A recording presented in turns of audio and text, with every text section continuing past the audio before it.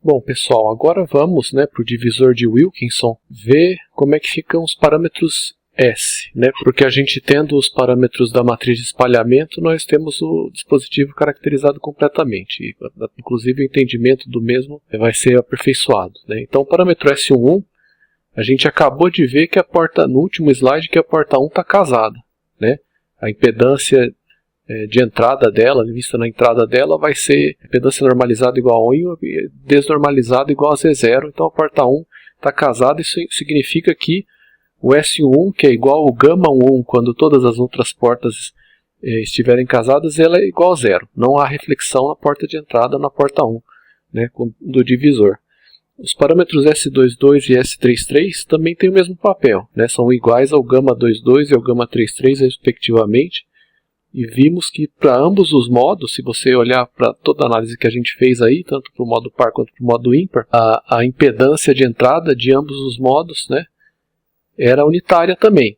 Que se você desnormalizar, dava uma impedância Z0. Então se você tiver uma linha de alimentação, uma linha de transmissão com impedância Z0 alimentando essa porta, não vai haver reflexão. Tá? Então da mesma forma, S22 e S33 iguais a 0. Se aplicarmos uma tensão em uma das portas de saída, a solução geral é a superposição das soluções para os modos par e ímpar. Se nós observamos que para os modos par e ímpar a impedância de entrada é unitária, normalizada, então isso significa que as portas vão estar casadas para qualquer entrada. O parâmetro S12 vai ser dado por definição como a razão entre a amplitude da onda de tensão saindo da porta 1 com relação à amplitude da onda de tensão entrando na porta 2, tá? Para V1+ e V3+ iguais a 0, ou não havendo excitação na porta 1 e na porta 3, nenhuma onda entrando na porta 1 nem na porta 3, ou seja, excita-se a porta 2 e mede-se a tensão na saída da porta 1. Por isso que a gente calculou modos par e ímpar nas portas 2 e 3, aí a gente argumentou aí que a superposição do modo par e do modo ímpar é equivalente a você aplicar uma tensão na porta 2 e ter uma tensão igual a 0 na porta 3, tá? Dá uma olhada lá atrás nos slides, era isso, somar o modo par com o modo ímpar é equivalente a você aplicar uma tensão na porta 2, e não aplicar na porta 3. Então isso casa com essa definição aqui, onde a gente está excitando a porta 2 e medindo o que sai na porta 1, tá? Então, como a gente viu, dessa definição, o V1+ e o V3+ são iguais a 0. Não há onda entrando nem na porta 1 nem na porta 3. Portanto, a tensão V1, que poderia ser o quê? Na porta 1, V1+ mais V1-, como dessa igualdade aqui, V1+ é igual a 0, esse termo aqui cai fora. Então, portanto, V1-, que é o que a gente precisa aqui, para calcular o S12, vai ser simplesmente a tensão na porta 1, quando você aplica uma tensão na porta 2, tudo bem? Então, a tensão na porta 1, V1-, por sua vez, ela vai ser a soma de V1E com V1O. Então, o que está acontecendo aqui, pessoal? A gente tem um dispositivo de 3 portas, nós vamos aplicar os modos par e ímpar, ou calcular a superposição deles, a soma deles, porque a gente viu que a soma deles é equivalente a você aplicar só tensão na porta 2, então ter só uma entrada na porta 2 e não ter entrada na porta de saída 3, e medir ou calcular em resposta a isso o que aparece na porta 1, que vai sair da porta 1 também como a soma das respostas par e ímpar, porque você está excitando na porta 2 as respostas par e ímpar, então você tem que medir o que está saindo com a soma das duas coisas também, a superposição. Ok, então se considerarmos uma tensão V2+ igual a 2V0, lembrando que o S22 é igual a 0, por que isso aqui é importante? Porque a tensão na porta 2 também seria dado pela soma da tensão relativa à onda progressiva entrando na porta, mais a onda regressiva, saindo da porta.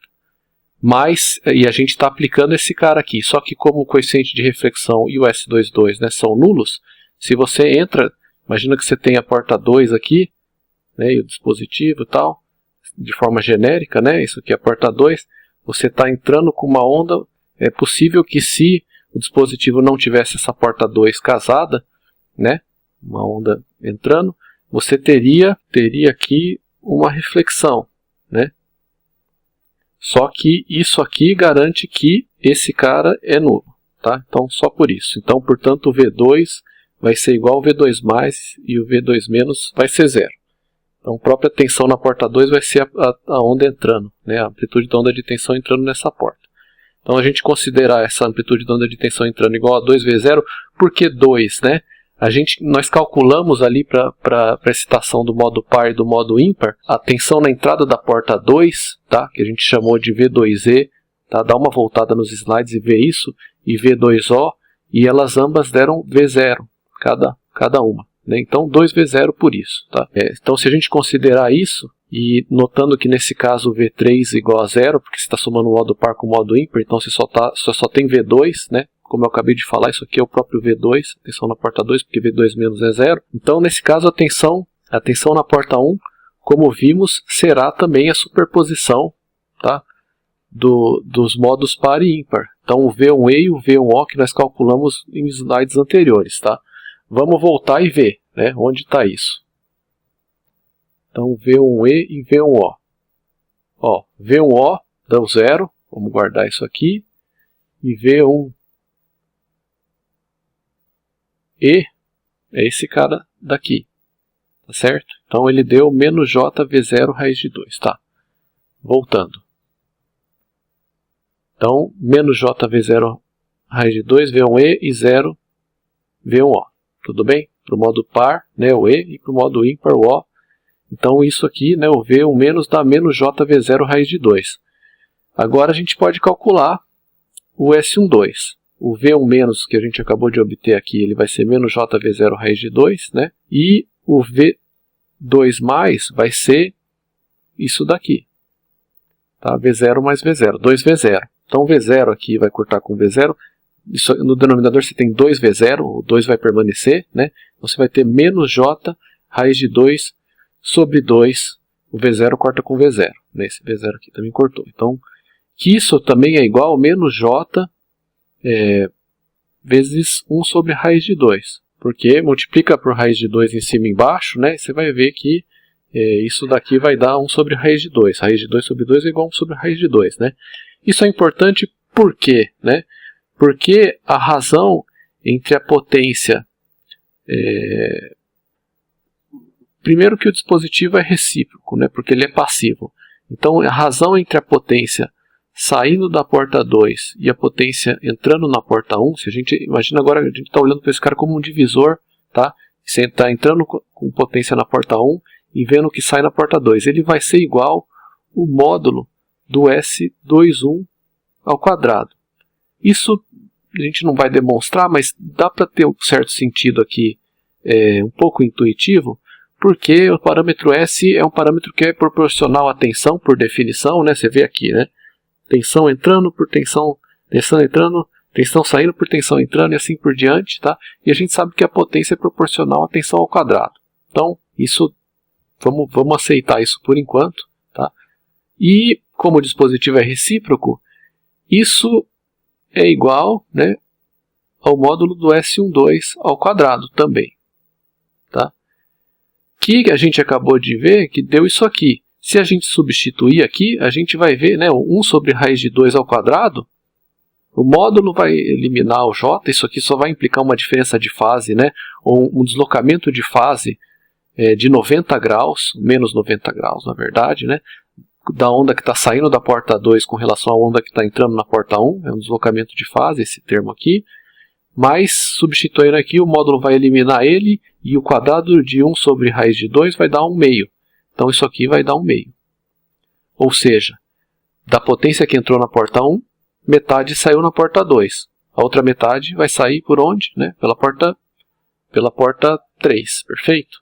Tá? Então é importante por isso. Né? Então, como eu falei, os parâmetros S também, né, te permitem ter uma visão, né, do que fisicamente está acontecendo. Né? Se esse aqui é o dispositivo, você tem, vamos colocá-lo como uma caixa preta aqui, né? Uma caixa preta, você tem a porta 1, aí você tem as portas 2 e 3 aqui, sem desenhar o que existe internamente no dispositivo, né? Você, então, o que a gente acabou de ver através desse parâmetro S aqui, pelo que eu argumentei aqui, né? É que se você ingressar aqui uma potência, metade vai sair daqui e metade vai sair daqui. Tá? Essa informação a gente tira dos parâmetros da matriz de estalhamento, no caso do S21, S12 igual a S21. Tá? Bom, aí vamos considerar o S31 e o S13. É recíproco, então eles vão ser iguais. Né? Por simetria, a gente vê que o S13, que é igual ao S31, vai dar o mesmo valor que a gente acabou de calcular. Né? Você poderia considerar a superposição do modo par com o negativo do modo ímpar que a gente acabou de definir. Né? Fazendo isso, você viria que você vai ter só excitação na porta 3 e nada na porta 2. Tá? Mas, né, assim, o dispositivo é simétrico. Né? Vamos dar uma olhada. Né? Uma figura onde ele apareça aqui. O que você tem aqui para cima, da porta 1 para a porta 2, é o que você tem aqui para baixo da porta 1 para a porta 3. É exatamente simétrico. A gente, inclusive, utilizou a simetria, né, considerando uma linha de simetria aqui. Então, da porta 1 para a porta 2, a gente acabou de calcular o S21 e o S12. Da porta 1 para a porta 3, você vai ter a mesma coisa. Tá? Vamos deixar assim. Então, portanto, o S13 igual a S31 também é menos J vezes 1 sobre raiz de 2. Ou menos J vezes raiz de 2 sobre 2. E implica a mesma coisa, que metade da potência, se você incidir na porta 1, metade vai para a porta 3.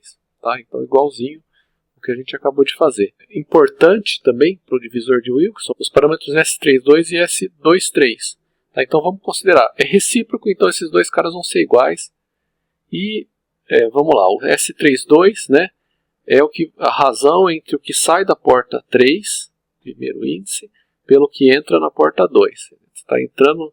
Né, na porta 2, então agora você está considerando, né, na saída aqui, vamos pegar qualquer figura aqui, como se você estivesse excitando a porta 2 e medindo o que volta para outra porta de saída, para a porta 3. Idealmente você não quer, se são portas de saída, você não quer que volte nada. Né? Para certas aplicações é interessante que as portas de saída do divisor sejam isoladas. Né? Ou seja, se você entrar com alguma coisa em uma das portas de saída, isso que você entrou aqui, esse sinal só vai para a entrada e nada vai para outra porta de saída. Então, de fato, é o que acontece. Tá? Bom, o S32 então é isso. Né? A razão entre a amplitude da onda de tensão saindo da 3 pela onda de tensão entrando na 2, né? Com nada entrando na porta 3 nem na porta 1. Só tem coisa entrando na porta 2. Tá? O V3- vai ser igual, né? V3, nesse caso, do modo par, mais o V3 do modo ímpar. Tá? A mesma coisa o V2 mais. Né? Isso aqui a gente está considerando que o V3 é igual ao V3-. A princípio você poderia ter um V3+, mas aqui ele não existe. E o V2+, vai ser igual ao V2. V2 igual ao V2+. Né? Você só está excitando a porta 2. Isso aqui, porque que nesse caso a gente acabou de falar, né? Mas o V2- é igual a 0. Por que esse cara não existe? Porque a porta 2 é casada, não tem coeficiente de reflexão, é nulo. Então se você entrar com uma onda nela, não vai ter nada refletido. Então a gente pode descartar esse cara da mesma forma que a gente descartou esse cara aqui. E aí, beleza. Né? Você obtém o V2 e o V3 somando as contribuições do modo par e do modo ímpar. Né?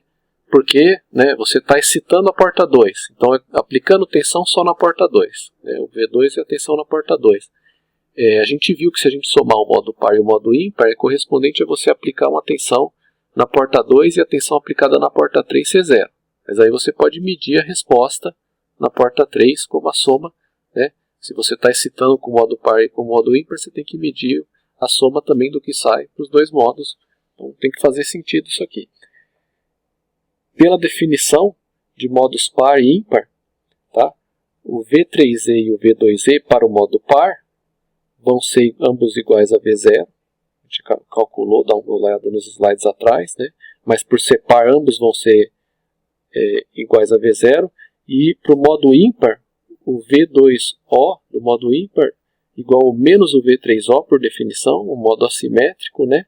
Uma entrada negativa da outra, que é igual a V0, ou seja, o V3O vai ser menos V0 e o V2O vai ser V0. Se a gente substituir aqui, tá? Isso que a gente acabou de colocar ali embaixo, vamos já fazer. O V3E dá V0, esse cara é V0. O V2E também é V0. Beleza. O V2O é V0 e o V3O é menos V0. Menos V0. Então você vai ter V0 mais V0 no denominador, vai dar 2V0, mas vai ter V0 menos V0 no numerador, né? V0 menos ele mesmo vai dar 0. Então você já vê que esse cara aqui, do dispositivo projetado tal como ele foi, ele vai dar 0. Significa exatamente isso. Se você entrar, né, com uma onda de tensão na porta 2, não vai sair nada na porta 3. E vice-versa. Se você entrar com uma onda de tensão na porta 3, não vai sair nada na porta 2. Então entrou com uma onda de tensão numa porta de saída, tudo vai sair, né, toda a potência que sair vai sair pela entrada que é a porta 1. Nada vai sair pela outra porta de saída. Tá? Então aqui, isso a gente acabou de fazer, né? Substituir V3E, V3O, V2E e V2O, e está aqui, e é igual a 0. Isso significa que as portas 3 e 2 são isoladas. Tá? Então a gente viu como é que fica o divisor de Wilkinson com razão, né, de potências nas saídas igual.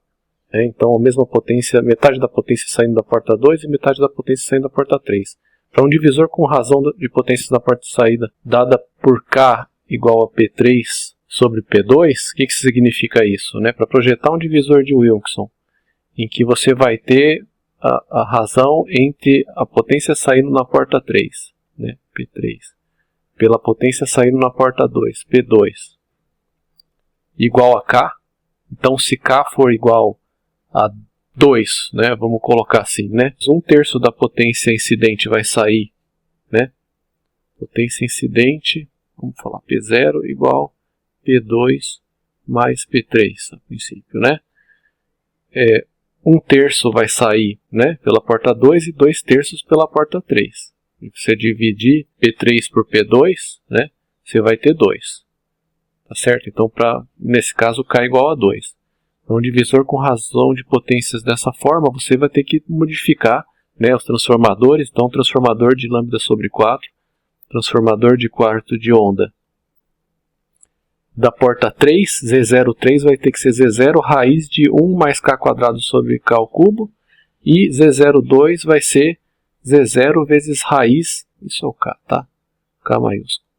K vezes, entre parênteses, 1 mais K quadrado. Tudo bem?